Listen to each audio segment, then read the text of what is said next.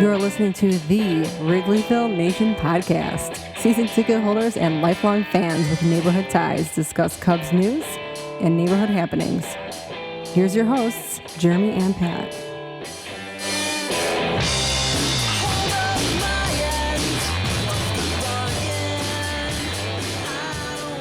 Hello and welcome to the Wrigleyville Nation podcast. This is episode 338 of the podcast. My name is Jeremy Deemer and I'll be your host.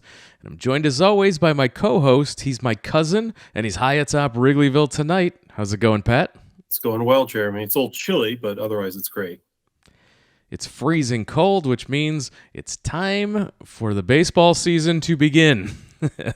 as we've shared many opening day horror stories when it comes to the weather, we will talk more about that as we look ahead to the week that will be real baseball about to happen. But before we do, this is our annual season preview predictions episode, and we can't do it without one of our favorite guests, longtime friend of the podcast. He comes and does this every single year with us. And he's back for another year. So you know him from his work at Cubs Insider. Please welcome Evan Altman back to the podcast. Evan, thanks for taking time out to talk Cubs and the opening season with us. Thank you, gentlemen. I'm excited, and my hope, depending on when this gets out there and when folks are listening to it, I may be winging my way or may already be in Arlington, preparing to watch the Cubs open their season. This will be not only my second actual opening day, the second time I've seen the Cubs open against an AL West opponent, and the last time that happened, things worked out pretty well on the north side of Chicago. That's right, going to Anaheim to start the season. Kyle Schwarber might disagree with you, but yes. He might, but I was not there in Arizona, thankfully. So, hey, but it all worked out well for him in the end. We'll see. But although he only played in one of those two games, as I recall. But pretty excited because the other cool thing is, like, there's always a really great vibe around opening day regardless, but to be there, obviously then in 2017, we got to be around to see the Cubs get their rings.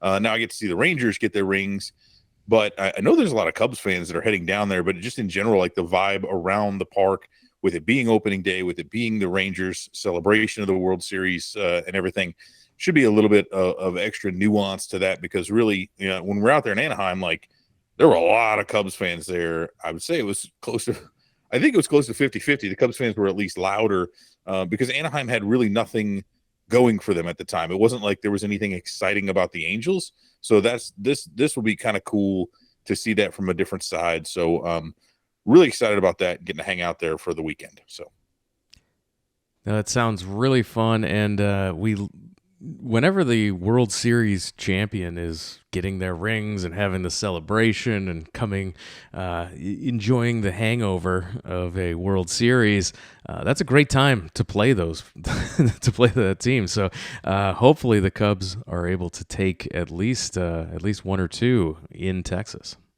Should be fun. Yeah, and I mean, I think my only regret, I don't get to see Imanaga pitch. I was really hoping to be able to get a look at him early. But pretty stoked for Steele, and it's like, okay, it's Kyle Hendricks, right? At this point, it's sort of that's fine, it's cool. I've seen Hendricks a bunch. I like seeing these new guys, but it'll be interesting. I think if nothing else, right, we get to actually see. Not that we'll tell much from two games, but how does Craig Counsell kind of manage when the games matter, and getting to use his new bullpen, and how are these matchups going to – so I think obviously a lot of people are going to overreact to anything that happens in these first few games, but I'm interested and excited to see that in action, because I really do think there are several wins they left on the table last year, and I think this is one of those situations where we could start seeing the way that maybe some of those wins will be picked back up. So, again, should be cool, although I still – maybe you guys can help me understand this. Like, why is there a day off on Friday? They're not playing on Friday. Maybe it's because Craig Counsell is worried that it might rain. and they'll have to keep the roof closed. But like, the Cubs aren't taking a day off in their their season opening series, their home opener series against the Rockies, which normally they would do because of the whole bad weather possibility. You can't have inclement weather when you have a domed stadium or retractable roof. So are they just afraid everybody's going to be too hungover to go to a game on Friday? I don't get it. So I've been thinking about that, and I think what it comes down to is probably because it is the defending champs, they want them to play on the first day. And if they were to wait till Friday, then there would be no game on, quote, opening day. And most other parks don't have domes, so they start on Thursday and have Friday off, and then the Saturday, Sunday. But you're right, like the Cubs, I think the schedule makers, not really the Cubs, for the Rockies series went Monday, Tuesday, Wednesday, knowing that both teams are off on Thursday. They'd like to give the Rockies a travel day, but they know that worst case scenario, and there's an 80% chance of rain, so maybe not that unlikely a scenario. If the Monday game does get postponed, they have Thursday they can make it up on. And with the imbalanced schedule, it's probably the only time the Rockies will be here, other than maybe for a White Sox series, and who knows when that is. But they're trying to juggle these schedules now. That it's great that teams in the National League and American League play each other so much, but it does complicate things when you're not in town as much to see each other. This is why it's good to have smart people to explain things to dummies like me. Sorry we couldn't provide that, but we're here anyway. Yeah. You're the closest we've got. So just take the compliment for what it's worth. Look, the low, I keep going back to, I'm pretty sure it was the George Carlin thing, right? And he said, just think about how dumb the average person is, and then understand that half the people on earth are dumber than that. So it's a very low bar to clear. I actually surf Twitter a lot, so I'm quite familiar. Yeah, that's oh my God. Well, it's better than Facebook. Like Twitter's like the dumbest average person, then Facebook's like these are the 50% that are below that. Right? So. And if you have children, please always refer to it as the Facebook. They love that. They love that. Drop the. The Cubs opening homestand is a bit strange. With the 1:20 Monday game against the Rockies, and then a Tuesday and Wednesday 6:40 Central Time starts for the Tuesday and Wednesday in the first week of April. I'm used to these being mostly day games during the week. That opening week, at least one night game, one day game, and yeah, here you have that, and then the Thursday off day before the Dodgers come in for the weekend, Friday, Saturday, Sunday. Tuesday, high of 49, low of 35 with a 50% chance of rain. But Wednesday will be a high of 47 and a low of 40. So that'll be downright. It's a good thing they're playing in the evening when the sun is down. Yes. Exactly. That's going to be – and that's always the worst part. Like I know it's this way in the East as well, but certainly the Midwest, certainly at Wrigley, when you get the wind like just whistling through and you're in some of those spots where you are not protected from it, like there's really nothing worse than when the sun is out and you're just barely warm enough from that heat from the sun to make it bearable. And then as soon as the sun ducks below the horizon, it drops like 25 degrees and it immediately becomes completely untenable. Just there's nothing you're going to do about it. And now you're stuck in it. And then if it starts to rain, that's rain in the cold is far, far worse. Give me snow. Give me 20 and snow versus like 40 and rainy every day. But that's just me. But I won't be there. So good luck to you all. Thank you. Appreciate that. We will looking forward to our next podcast for your full report of being on site for that, Pat. Looking forward to hearing how it went. It's all about the layers.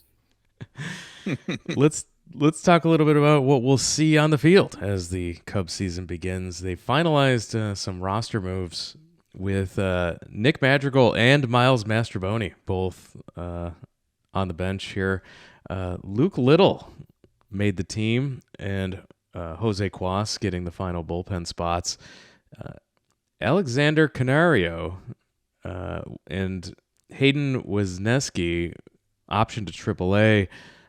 Canario is a guy we hoped we'd get to see a little bit here at the beginning of the season. We talked about it. Evan, what do you think about Canario and us seeing him with the big league team?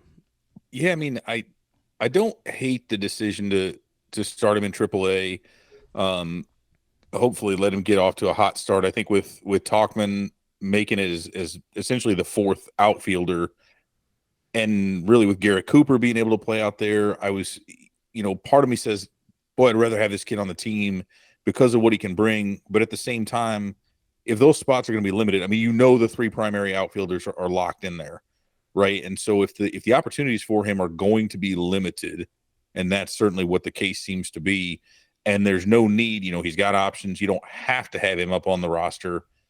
I'd rather see him be able to get everyday playing time for now until someone else, although I'm not as big a Mike Tauchman fan and believer necessarily as I think a lot of other folks are, especially as kind of that fourth outfield guy, right? Like, he's a good fill-in.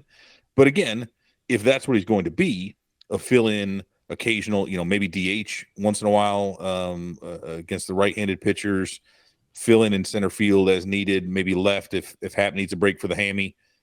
I'd rather you do have a guy like that versus Canario when he's going to languish on the bench the rest of the time. So that said, I'm all for getting some of these more exciting players up there. I mean, you've got Garrett Cooper, right?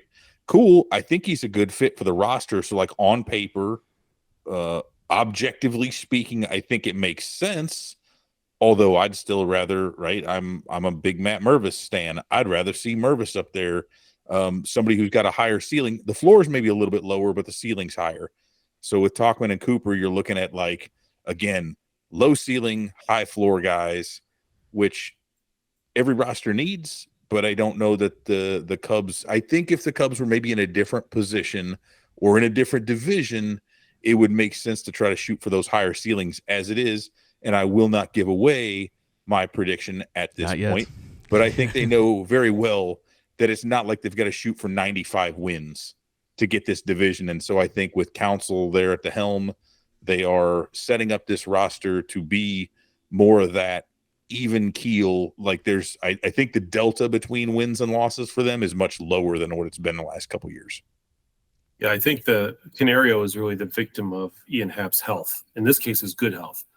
Because with Happ not starting the year on the IL, that makes a big difference. And to your point, Evan, if Canario were on this roster, it would be the PCA complaints. I just don't want to go through 2 weeks of why isn't he playing more, kind of, when the spots are pretty much filled. So I do think it'll take either an injury or poor performance, hopefully not, but by a Bush or Morel or someone for him to come up and actually get the kind of at-bats that he needs, which hopefully he will at some point. It's a long season. People get hurt. People go through slumps. I think he'll have his opportunity, but this is probably not it. And it's better that he just get a lot of at-bats right now. He can still use some, I think, at AAA. It's not a waste of time. To your point about Tauchman, I am 100% in agreement. I think we've seen the very best of Mike Tauchman, and it won't get any better. It will, in fact, get worse. So as long as they don't overuse him, he can have value, especially because he can play center field, as we know, Jeremy, from watching him steal that home run last year. But it's not something that you want to rely on. If, for example, Cody Bellinger got hurt and was out for an extended period of time, you're going to have to then move some things around, and maybe Ian Happ would play a little center, God forbid, or but PCA might come up, or some other scenario would have to play out at that point. But I think right now, yeah, hopefully Canario doesn't get buried for too long, as we saw last year with Velasquez, who I don't think is as good a player as Canario, but he was buried, came up a little bit, wasn't bad. The Cubs, when they traded him to the Royals, he then hit like 14 home runs or whatever. Now, that's not to say that he's going to be a star at all, but I would like to see the Cubs not have to just fire sale Canario because they're going to run out of roster spot for him on the 40-man next year, something like that. It seems like that would be kind of a sad ending for his career before it gets started. So looking at the pitching side, pretty much the big question was, will Drew Smyly be in the bullpen? That question is answered. And I'm pretty excited to see Jordan Wicks and what he can do in this rotation, Evan. Will Jordan Wicks make me forget the fact that they didn't sign Jordan Montgomery? Boy, I kind of hope so. I certainly do hope so. Although it is wild that like all these Boris guys, just like in order as it went down, like basically just continually got less and less and less than what Jordan Montgomery wanted like 7 years and 150 million plus, and he got 25 million for a year, which is wild. Although I will say, just speaking to that quickly, I know a lot of folks, saw that and like, why didn't the Cubs do that? But I do, as I just mentioned, right, with where the Cubs feel they are, they're already right up against, if not slightly over, the competitive balance tax right now. So if you sign Montgomery for 25, he pushes them into the second tier. Is Jordan Montgomery going to give them enough over whomever he would replace to justify the extra 25 and then the penalties that would go along with it? And I hate saying that in terms of like, I know how bad that sounds because I've advocated for them to spend, but I think when you're going to do it wisely. And you just mentioned Wicks. I love this dude. I mean, I think he is legit. We saw what he can bring during spring training. And I think this is one of those cases where you've got Steele locked in there. You've got Imanaga locked in there. Jordan Wicks is effectively who pushed Drew Smiley to the bullpen, right? Because you're not going to put 4 lefties in the rotation. And Wicks went in there and proved he needs to be in that rotation. Like, he's a starter legitimately. And so to see a guy who the Cubs drafted and developed and brought up, granted it went pretty quickly because he was already very polished as a college pitcher. But I really like their starting. We've talked for a while when I've been on here about how the rotation kind of all looked the same. But what I really like is you've got these 3 lefties, all of whom, have some similarities in terms of if you just look at their velocity or whatever. There's nothing that really stands out if you just look on paper. But you start looking at how they pitch, how they work, what they do to go about their business, get strikes, get outs. That's all very different. And then when you look at some of the guys they've got coming up, I love, being able to throw a Cade Horton into that mix maybe by the end of this year. Just all of a sudden you're thinking, and again, so now you've got homegrown Justin Steele, homegrown Jordan Wicks, like 2 guys in the rotation who the Cubs drafted and developed. Like, what are we talking about? This is crazy. Both left-handed, which is really kind of strange. And so I love it. I really think Wicks is one of these guys who is, unlike some of them we've seen, flashes in the pan kind of late over these last couple of years. He's a dude who I think is going to stick somewhere in that middle to back end. And if he becomes the guy who's like your number 4, that says a whole hell of a lot about how good that rotation is and what the Cubs have done to build it out. So yes, he will absolutely make you unconcerned about Jordan Montgomery, especially because Montgomery will be a free agent again next year. And if things go awry, they can still get another shot at him.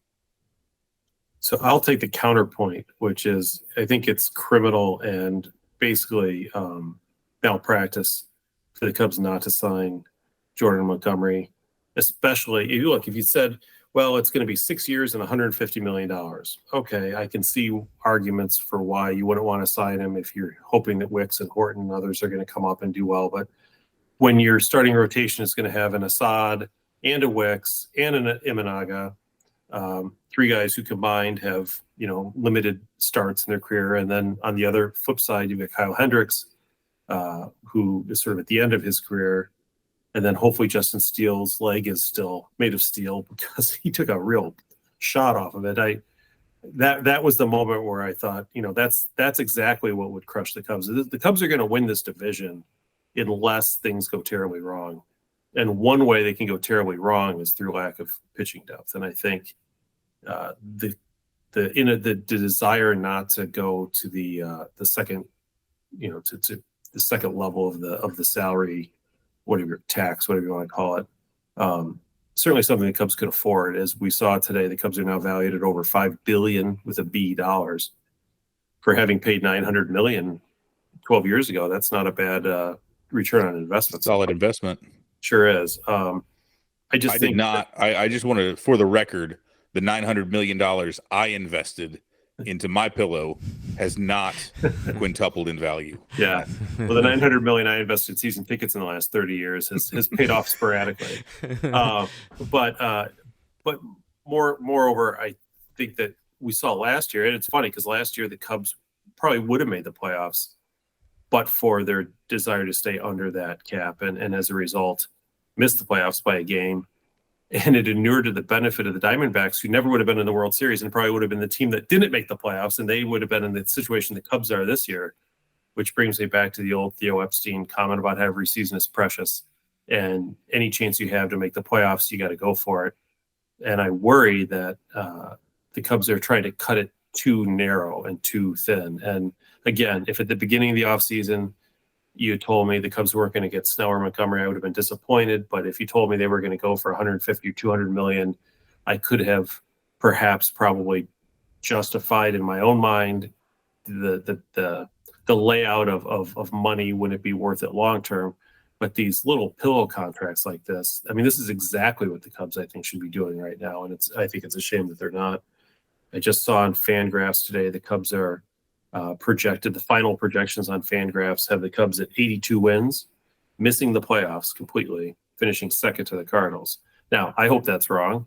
And, I hope we know more than the Fangraphs computers do. But, it shows you, though, even when, and we'll get to our predictions soon, but when you look at our win projections and even the Fangraphs and some of the less optimistic ones, it is a tight window there. And if Jordan Montgomery is worth 3.1 WAR and the Cubs end up with a pitcher who's worth 1 or less, that very much could be the difference between winning the division or not.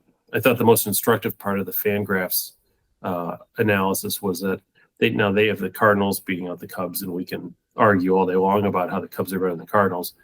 But if the Cubs don't win the division, they had the Cubs somewhere like 6th in the wild card. So the West and the East are the divisions that they predict will win all the wild cards. And when you look at the fact that, to add insult to injury, not only did the Cubs not get Snell, he went to the Giants. That's a wild card contender. Not only did the Cubs not get Montgomery, he goes to the Diamondbacks, another wild card contender. So it's sort of like it's a double loss for the Cubs in these cases. Same thing with Chapman. Each one of these guys who signed one of these little deals went to one of our competitors, unfortunately. Yeah, that's a great point. That the wild cards are going to be tough to compete for against the teams in the East and the West, especially.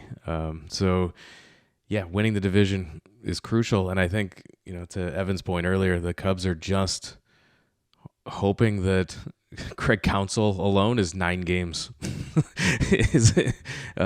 Just with that and running it back again, that they've got a good shot. I as part of my predictions later, I will caveat that it's going to be crucial for the Cubs to just be in a position to make a move at the deadline. It's going to be what this team does at the deadline to push itself where it needs to go to actually make a run.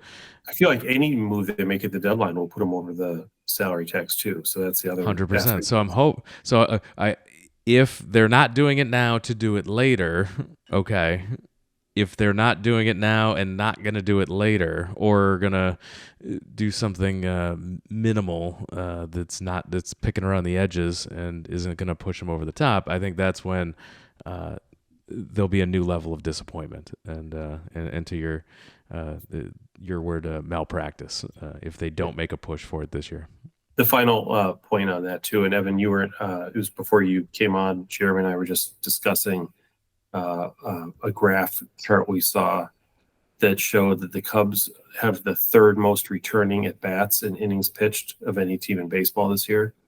The top 2 teams were Philadelphia and Houston, and it was the Cubs.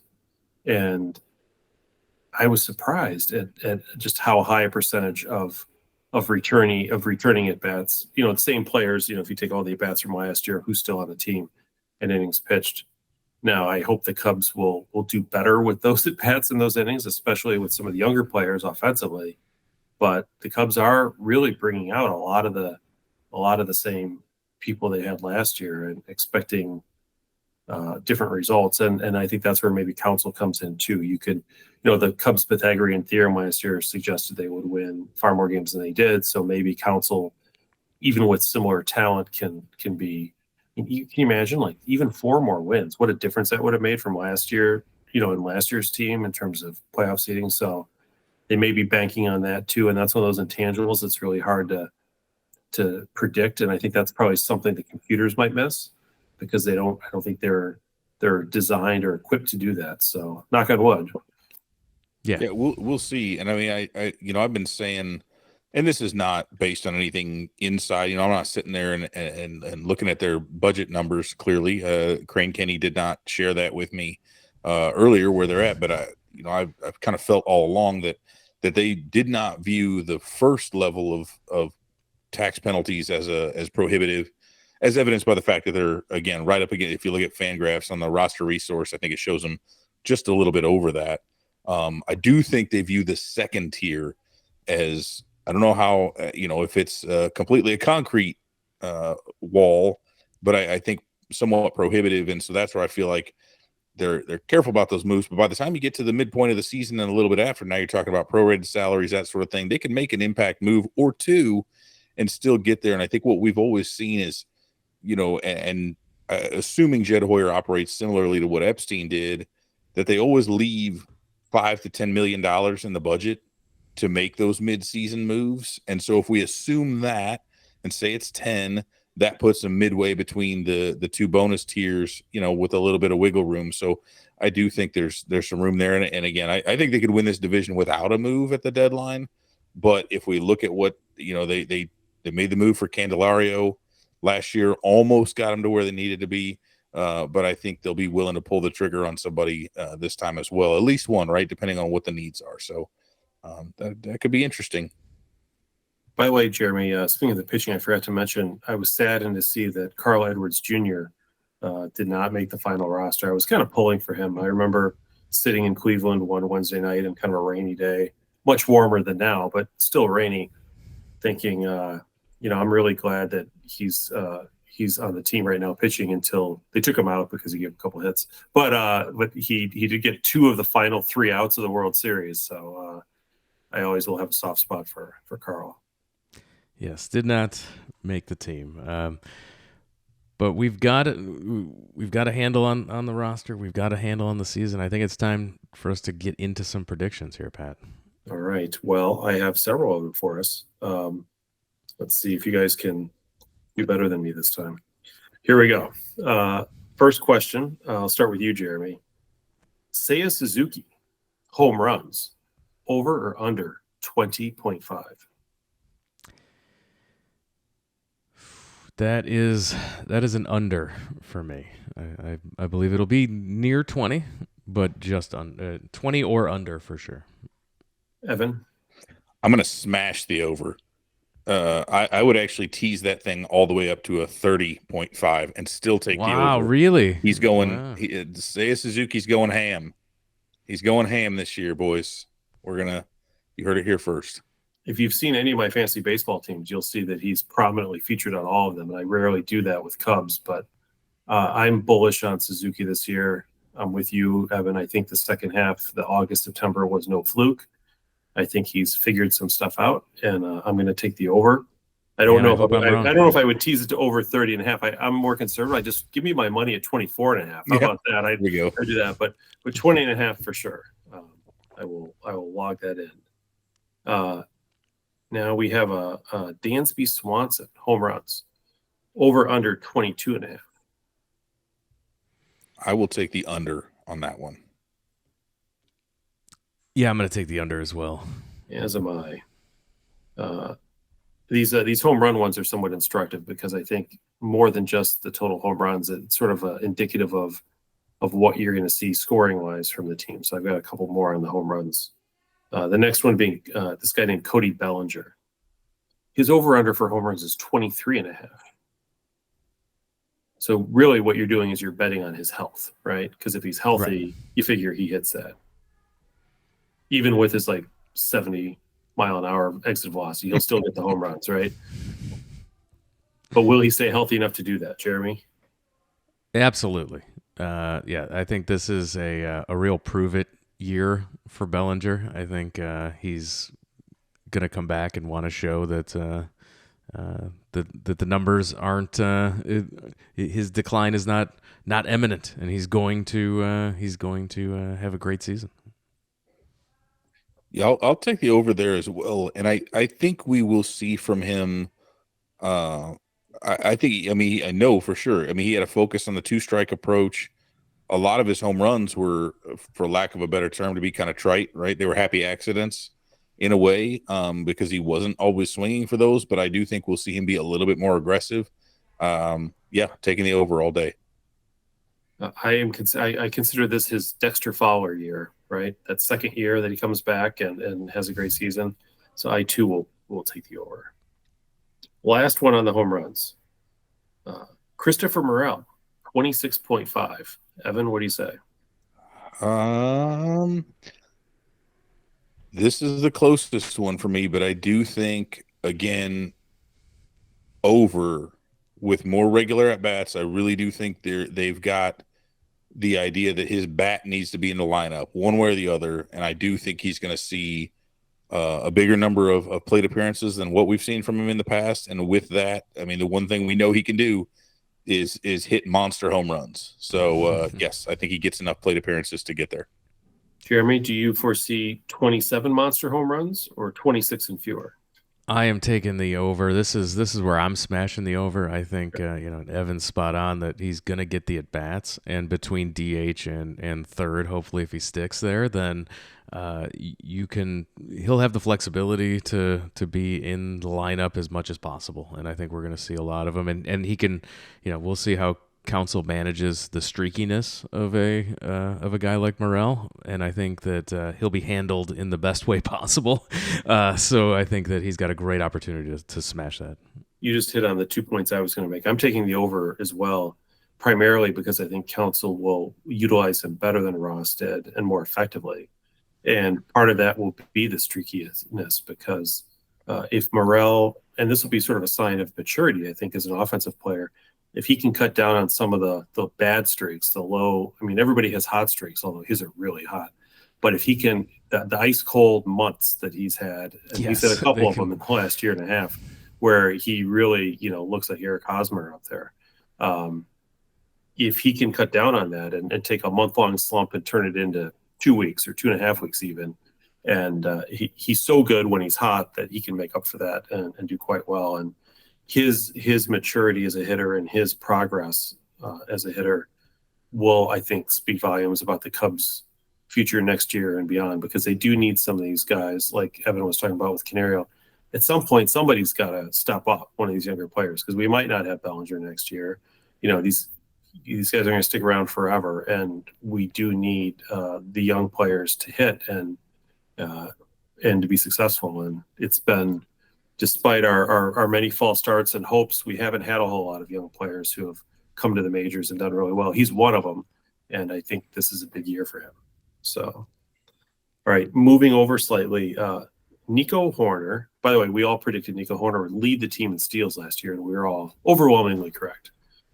Nico Hoerner stolen bases, 37.5. What do you say? I'm going to take the over. I think with the new rules and with what we've seen from him, again, with everyday playing time in his position, although I'm very close on this, because I do think I think he'll hit for a little more power this year than what he did last year. So I think that'll reduce his chances maybe slightly, but yeah, I think he leads the team again and goes 40 plus. Jeremy?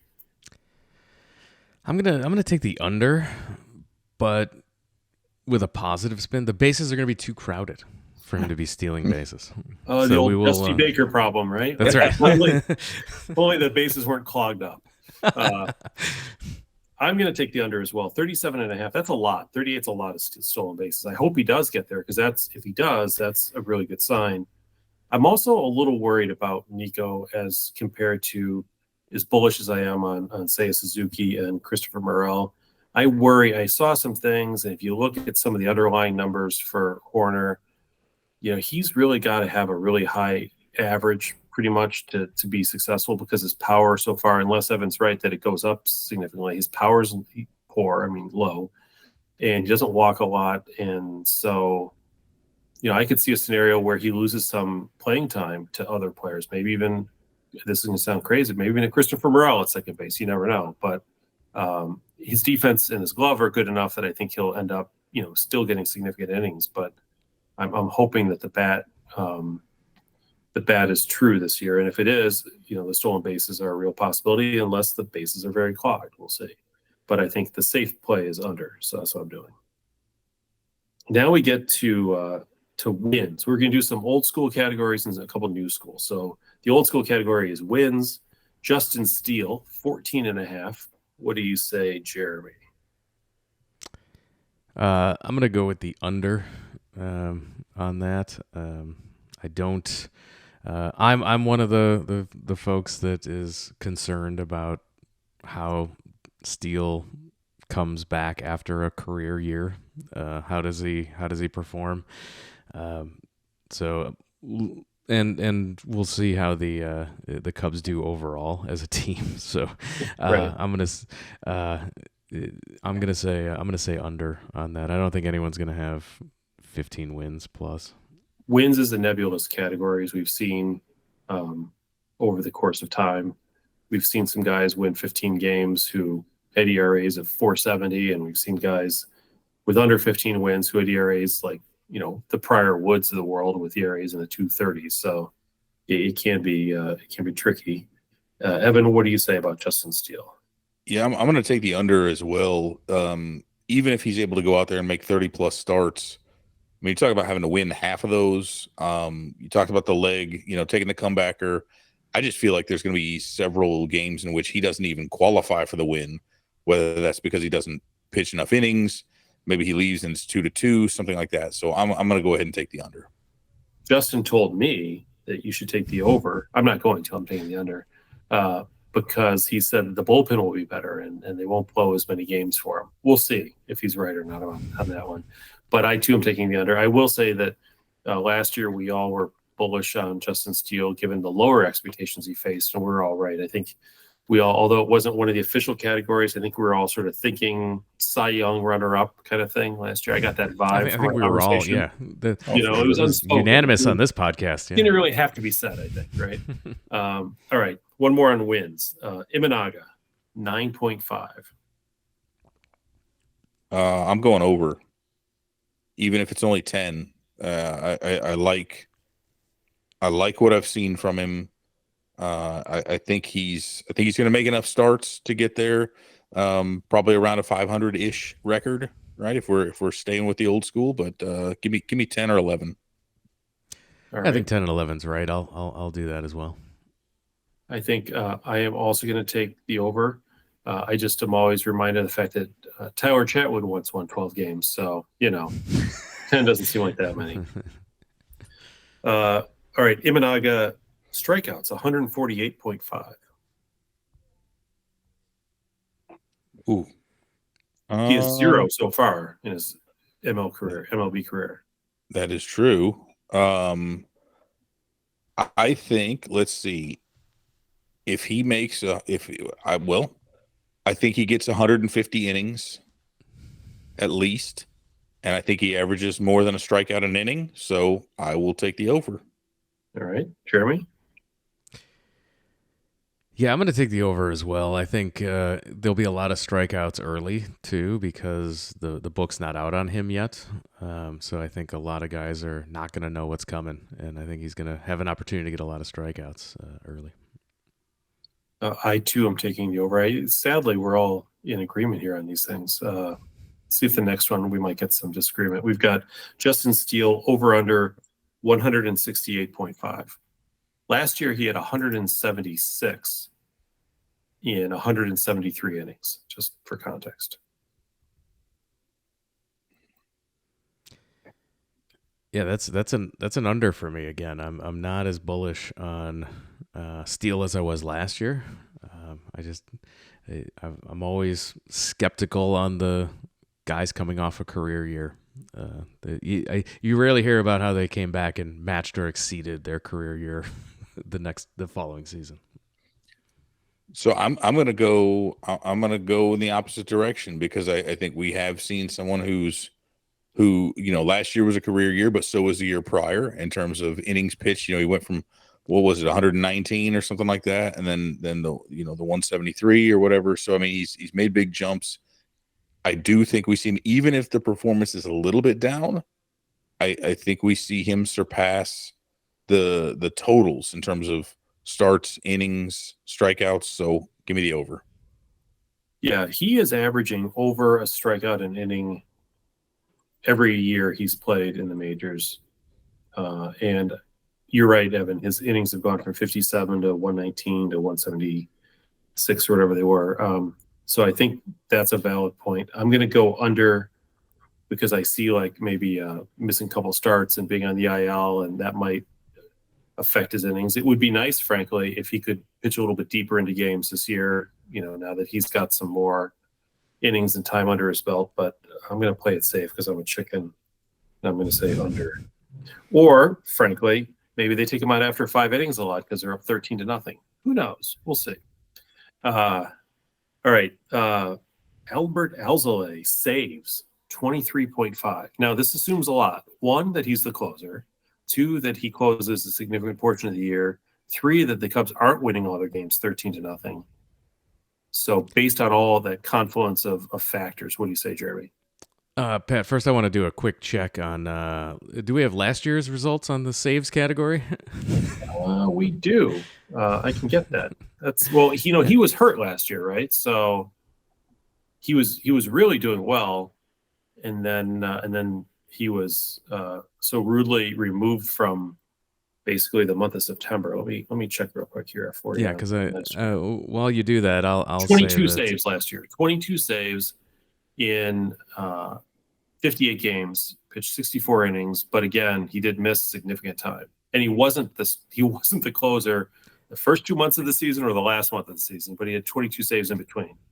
And that's how I successfully predicted last prediction episode that That's Alzolay would lead the team in saves. I think I was on Merriweather, and our boy Evan here was on like Boxberger or somebody. I can't Fulmer, remember. I know we did yeah. not acquit ourselves particularly well in that category, but you did. So. Yes. So I will take the over. I'm a huge. I believe as long as this guy can stay healthy, he's just lights out, and I think he's in for a big year, and he's going to be one of those guys that the way that Counsell manages his bullpen, he's going to turn it over to him whenever he needs to, and he's going to get all the opportunities if he's healthy. In fairness, Evan, I think it was Fulmer you predicted last year, which isn't as bad as Boxberger. I'm sorry. Yeah, that didn't work out too well. I wanted, for the sake of providing some variety, I'm going to take the under, but for the reason that Jeremy stated there is that I think Counsell will deploy him in some non-save situations, be it the 7th or the 8th, because those are actually high leverage at that moment. And I think there may be opportunities that he's in there to pitch, as we would have seen from, Devin Williams at times, Josh Hader at times when Counsell was managing them. And granted, he probably will. Like my initial reaction is that if he got 22 without even, only basically closing half the season, I think the 23 realistically should be over. But what I hope is that we see more of a closer by committee because Counsell is using his best pitchers in the highest leverage moments and not just using closers for safe situations. So I'll take the under for that reason. All right. Got you down. I predict Hector Neris will have a fantastic year as the Cubs setup man for Albert Alzolay, who will then save 35 games, roughly. So I'm going to go with the over.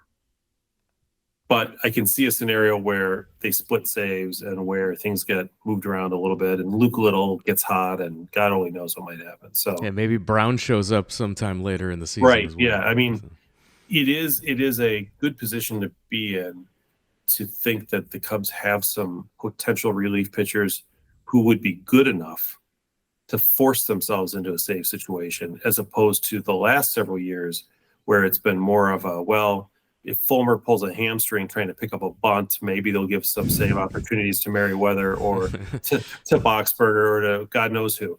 So, I mean, it does feel, I feel much better about the bullpen right now, knock on wood, certainly than last year. But I can see how this could go either way. But I'm going to go on the Alzolay trade for this year. All right, I've got two quick ones on sort of the newfangled stats, WAR stats, right? So I'll start with you, Evan. What Cub position player will lead the team in WAR? And just to give you a little perspective, last year, out of fairness, the top WAR earner for the Cubs last year on the entire team was Nico Horner at 5.1, followed by Dansby Swanson at 4.8, and Cody Bellinger at 4.4, although he was injured at some point. So those were last year's leaders. Who do you? After I dogged Nico Horner for about 60 seconds, I really won WAR last year, so shame on me. But anyway, for a Cubs second baseman, probably the highest since Ryan Sandberg or something. So my bad. But go ahead, Evan. I think because I smashed the over so hard earlier, let's go say a Suzuki. Okay. Jeremy? You said this is position player, right? Yes. That includes DHs. Let's say hitters, non-pitchers. Hitters. Okay. So like a Miles Mastrobuoni would qualify, or a David Nick Bote. Madrigal. A Jan Gomes. Yes. Let's see. Wow. I am feeling like Cody Bellinger has the potential to lead this team in WAR this year. Okay. If it were just offensive WAR, I would go with Suzuki because I think he will have the highest OPS or OPS plus, the on-base plus slugging percentage. But his defensive metrics, for whatever reason, have never been particularly great. And I think that could change too. But for whatever reason, however he plays, defense has not been rewarded by the data scientists. Same goes with Morel, obviously. I think he'll be a defensive, probably negative WAR, so whatever offense he produces will probably not make up for that. So I am stuck going back to, and I also think that both Swanson and Horner will, although defensively gain a lot of WAR, I don't think their offense will be enough to surpass Cody Bellinger, who I think has a balance of the two. And if he stays healthy, especially if he's playing decent amount of center field, he'll be able to rack up some WAR points. So I'm going to go Bellinger. But I hope it's Suzuki. Again, my entire fantasy baseball seasons depend on it for all my teams. But I'm going to go Bellinger. Now that brings us to the next category. As you might have imagined, it is pitching WAR. Last year's pitching WAR leader was none other than, you're never going to guess, Justin Steele at 3.7. Followed by Javier Assad at 2.4. Let's hope that he's not number 2 this year. And then after that, it was Marcus Stroman at 1.6. 1.6. Wow, that's surprising. Stroman was at like 3.4 before the London series. Yeah, he will likely not finish third this year with the Cubs. But so what do you say, Jeremy? You get to go first this time. Man, I'm gonna say, because I'm not bullish on Steele, I'm gonna try to be consistent. I'm gonna say Imanaga is gonna surprise us and lead the pitching WAR. I think that based on your other predictions, that's a consistent response answer wise. You're all in, right? You're either gonna get it right or not get it right. That's right. Evan? I'm going to go with Steele just because I think he's still going to accumulate probably the most innings. So as far as counting stats, I think he's going to do probably the best in that regard and be able to carry the WAR title among the staff. What about Jordan Wicks? I thought you were all over that guy. Whatever happened to him? I am. He's going to be like 0.1 behind. Yeah, that's right. And Imanaga will be right behind that. So all three lefties, 1, 2, 3. It's a pick 'em. I'm in an awkward position in that I am over on the Imanaga bets. I am under on the Steele bets. However, because WAR is a cumulative stat, I am going to ever so slightly give the edge to Steele because I think he'll pitch more innings. And if he's even slightly less effective, I think the extra innings will put him over the top. So I'm going to go Steele. This is, by the way, how I beat you guys every year because I hedge my bets. And you guys go all in. So unless one of you gets them all right, then in which case I'm toast. All right. So now we get to the real meat and potatoes here. Wins for the team, 84.5. Evan, over or under 80.4.5? I made it, I thought, as tricky as I could. I will take the over because I was I was putting 85 as their target the whole time. This was even before Bellinger, so I would have been, even before Bellinger, I think I would have been the over. I would have taken the over there. We're sticking with it. If you put it at 90, I'm going under. 84.5, I go over. All right. So what's your number, Evan? What do you think? Yeah. 86. 86. Okay. 86. Yeah. Jeremy? For me, I think if this team is as is to the end of the season, it's an 85 win team. If they add to this team, 88. Where somebody gets hurt. I think so. I'm thinking this team finishes within, taking into account injuries, as long as nothing catastrophic, just a regular time in and out. I think that's an 85 win team. Go on the IL once, and maybe Swanson once. And Nick Madrigal might hit the IL once, but he might be not on the IL once. Yeah. Patrick Wisdom might come off the IL. You have to account for all these possibilities here. That's right. So I say that this team is 85 wins, based at it being bullish on them doing something at the deadline to improve this team even more. I think they get up to 88 wins. 88. Okay. I think that 84.5 is a good number. That's why I picked it. I think they're going to go over. I have them at 85 wins. Had Carl Edwards stuck, I would have said 92, but without his magic, I'm going with 85. Again, you're both right. If the Cubs do make some moves, if they've gotten a Jordan Montgomery, I think I would have gone higher. Probably would have gone 87. If Steele, tears out his, God forbid, his shoulder in the first week of the season, I think we're probably sunk. So, but you can only account for sort of typical things. So, I'm going with 85. We're all sort of in the same general ballpark, but we're all trending upwards from last year, if that's good news, right? It feels like there's more stability, and it feels like this team is in a somewhat slightly better position to overcome some adversity than last year's team, because it seems like there's more depth. I mean, AAA, look at that AAA roster. I looked at the guys that were sent down. It's pretty crowded. Like when you mentioned Mervis, I forgot all about him, but when you got Canario and you got Mervis and you got Pete Armstrong, and you've got Cassie and all these, you've got quite a hefty group at AAA and even Double A. Brown, Kate Horton. I mean, there's a ton of talent. But I think what's interesting, and I said this earlier about this team has much less of a delta between wins and losses, and the fact that we went 85, 86 wins between us as far as our predictions, and I only really went to 80. So like we really almost all would have been at 85. Like I think that's kind of where you look at it. And again, it comes down to like, unless something goes drastically wrong or they make a serious impact move, it really doesn't feel like it's like 84 to 87.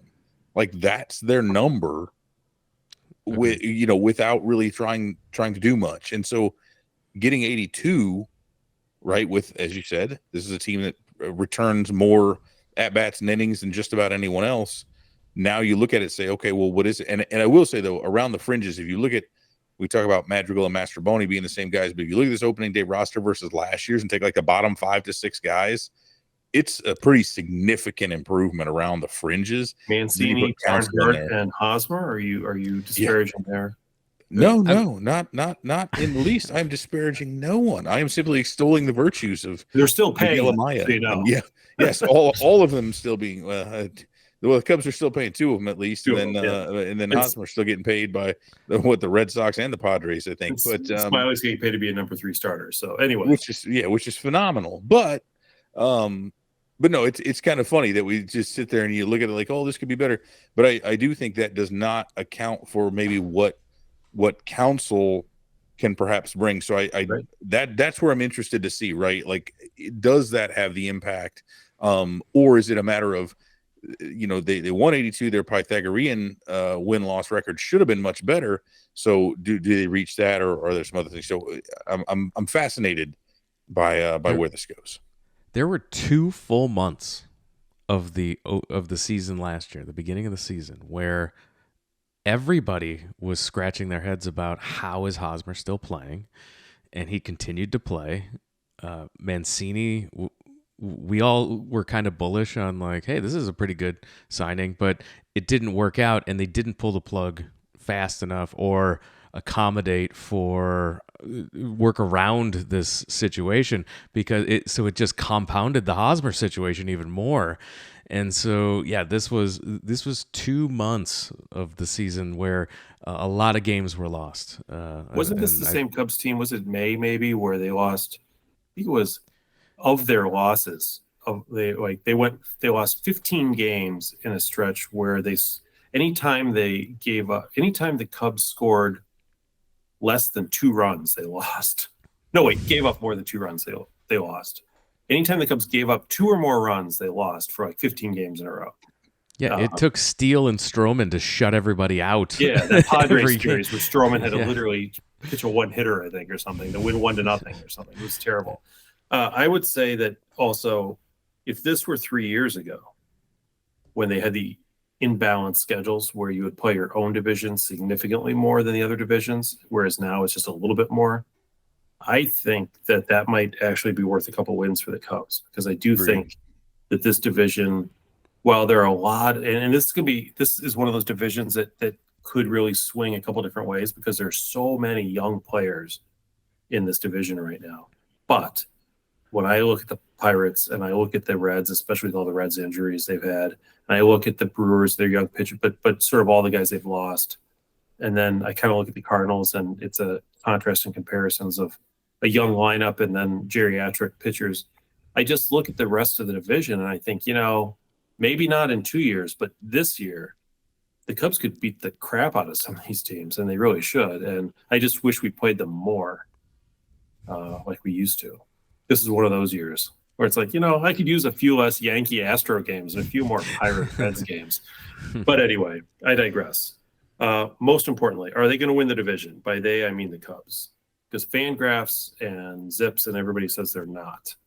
So are they right or are they wrong, Jeremy?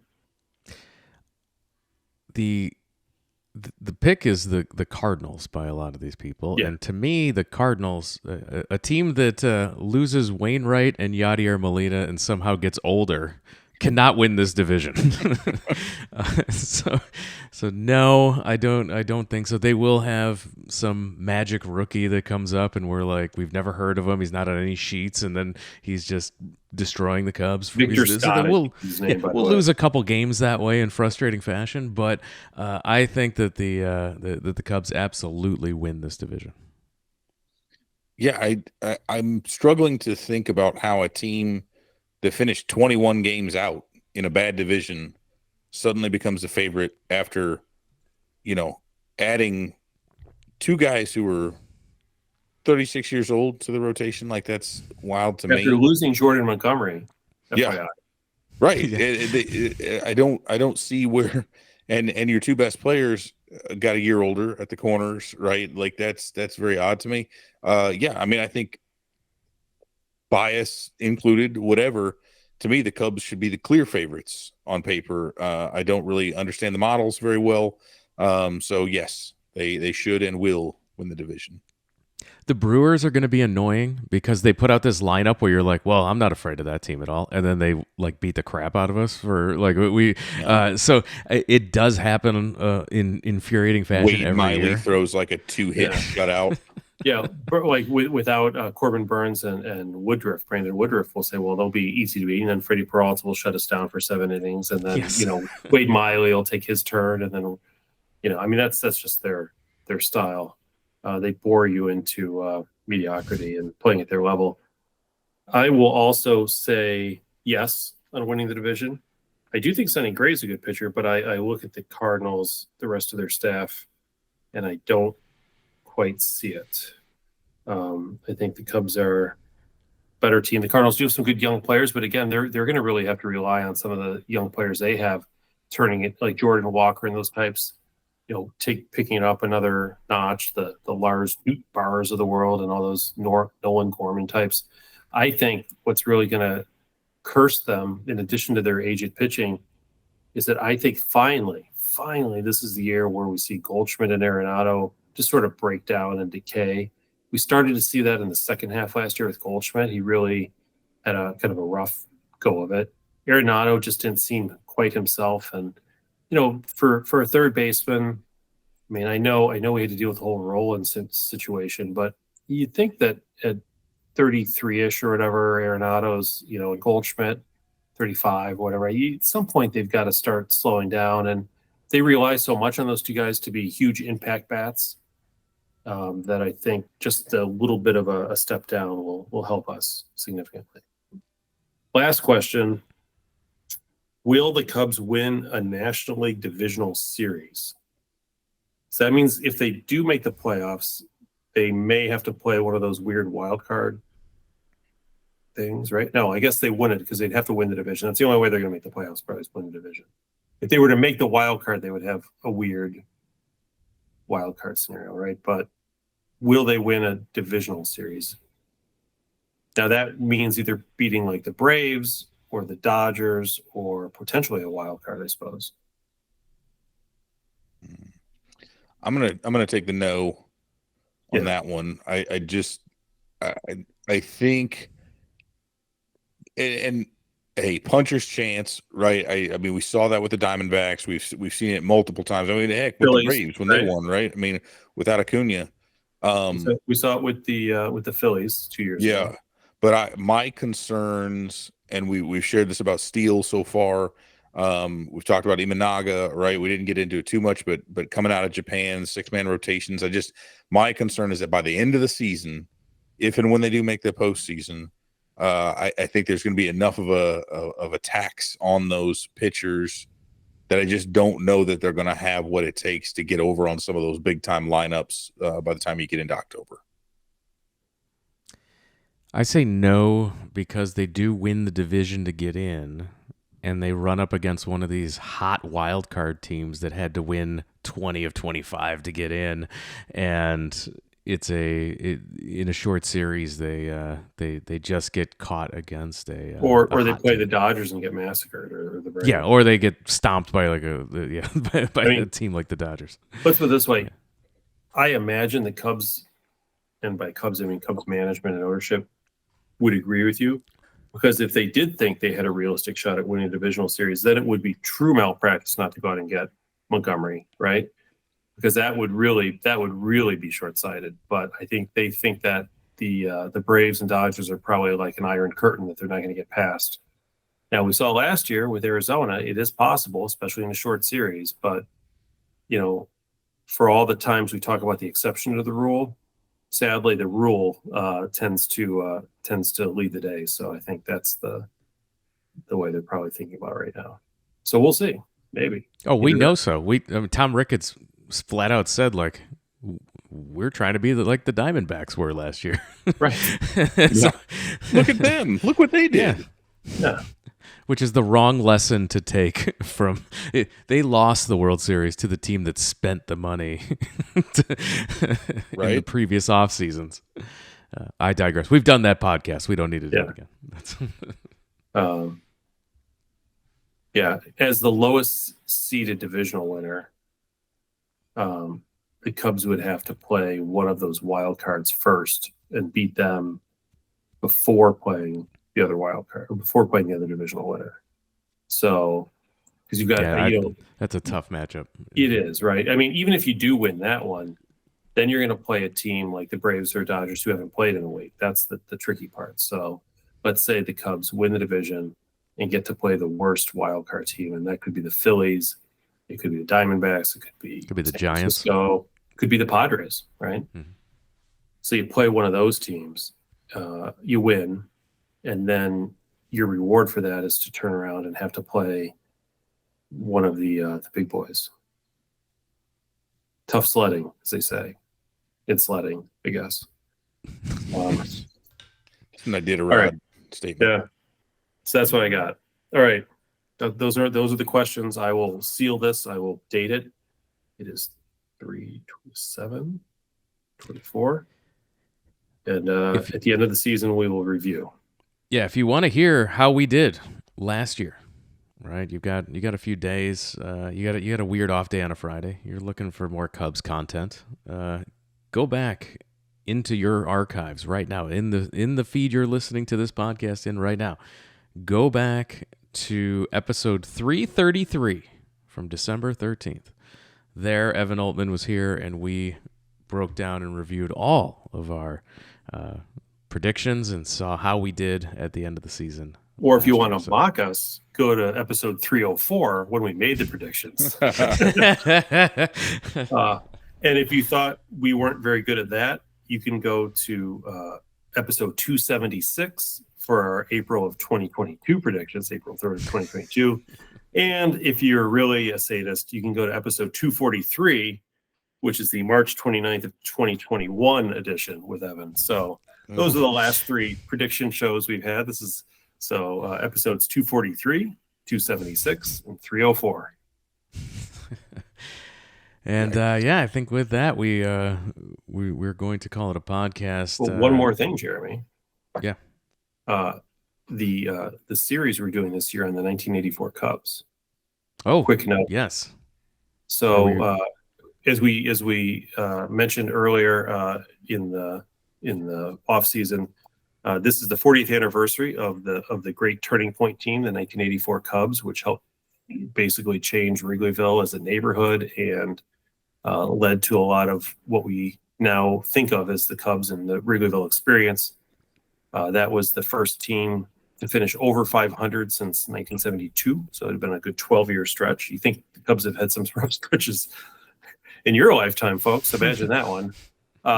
In any event, this is funny because it was 40 years ago yesterday when the Cubs, after we were in the midst of a very hot 7-20 spring training record, including losing 15 games in a row and having not one, but two fights amongst their own players, including Mel Hall and Dick Ruffin, seemingly in disarray. Cubs made a trade with the Philadelphia Phillies 40 years ago yesterday. They traded a fairly good, I think, setup reliever by the name of Bill Campbell. Soup, we called him. He had been like fireman of the year with the Red Sox, I think. He just passed away this last offseason, but he was a good relief pitcher. But they had Lee Smith and others Tim Stoddard, who they were relying on in the bullpen.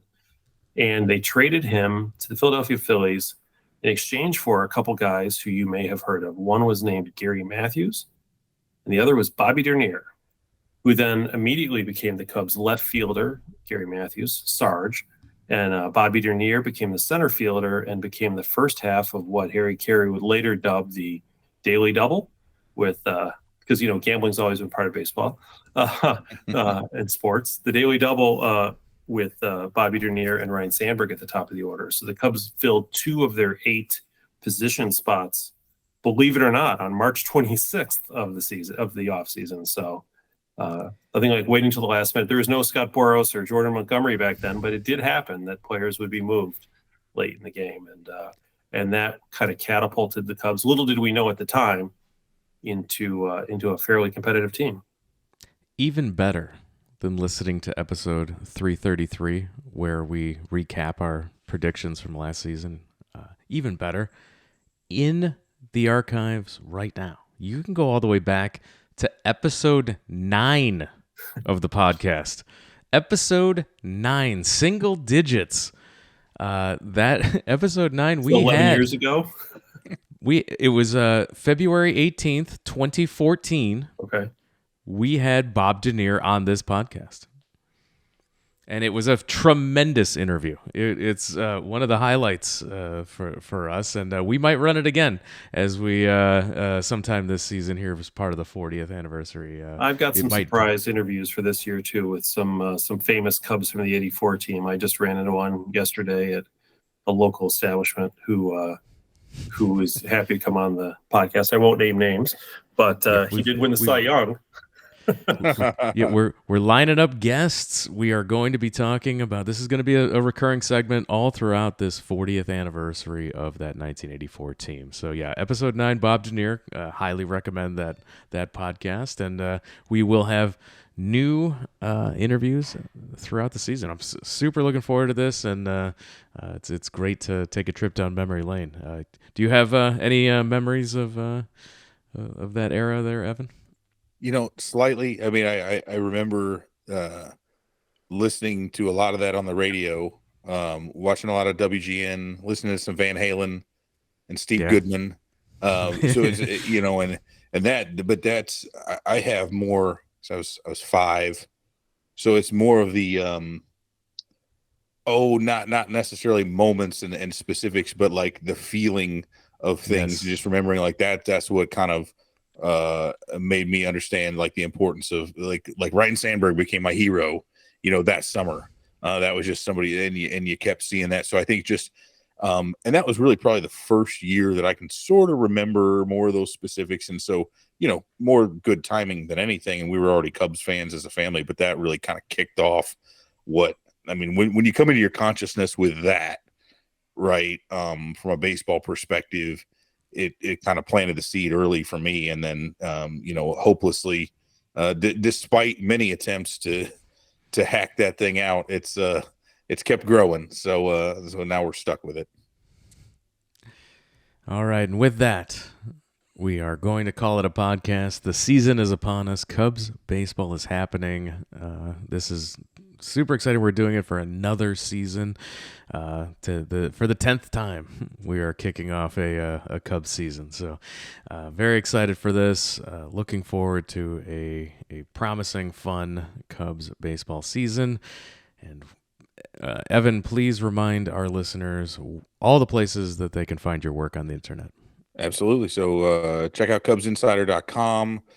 You can just search for us on Facebook as well for Cubs Insider, Twitter or X at Real Cubs Insider, and you can find me at Evan Altman. You can follow us on all of the social media platforms as well at Wrigleyville Nat. That's Instagram, X, Threads, Blue Sky. We're everywhere at Wrigleyville Nat.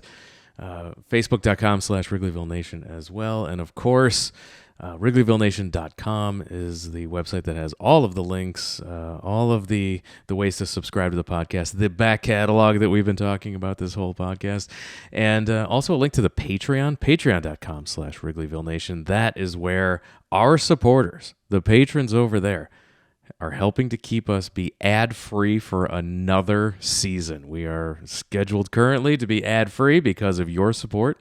So thank you. Every single dollar goes back into the show so that we can continue to pay our hosting fees, our domain names. CubsPodcast.com isn't free. We got to pay for that. And so thank you for all of our supporters keeping us ad-free for another season. If you want to support the show, you can do that again at patreon.com/Wrigleyville Nation. If you can't support the show financially in these times, we understand that as well. Make sure you're telling one of the Cubs fan friends you've got about the show. Show them how to subscribe to the podcast. Word of mouth is another way to do that.